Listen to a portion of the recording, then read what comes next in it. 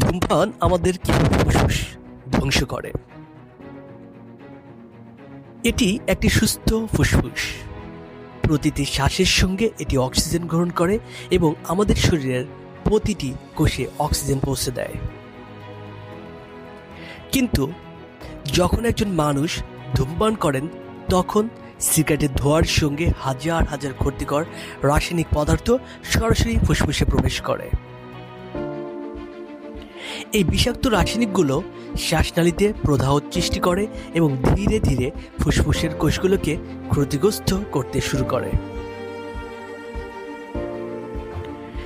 সময়ের সঙ্গে সঙ্গে টার ও অন্যান্য ক্ষতিকর পদার্থ ফুসফুসে জমতে থাকে, ফলে সুস্থ গোলাপি ফুসফুস ধীরে ধীরে কালচে ও দুর্বল হয়ে যায়।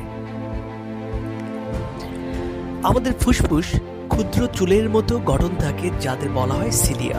এগুলো হলো ধুলো, জীবাণু ও শ্লেষ্মা বাইরে বের করে দেয়।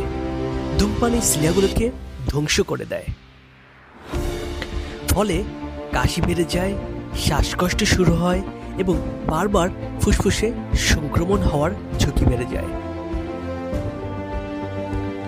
দীর্ঘদিন ধূমপান করলে chronic obstructive pulmonary disease, COPD, emphysema এবং ফুসফুসের ক্যান্সারের মতো গুরুতর রোগ হতে পারে। সুখবর হলো, ধূমপান ছেড়ে দিলে শরীর ধীরে ধীরে নিজেকে মেরামত করতে শুরু করে। তাই আজই ধূমপান ছাড়ার সিদ্ধান্ত নিন। আপনার ফুসফুসকে সুরক্ষিত রাখুন, সুস্থ থাকুন।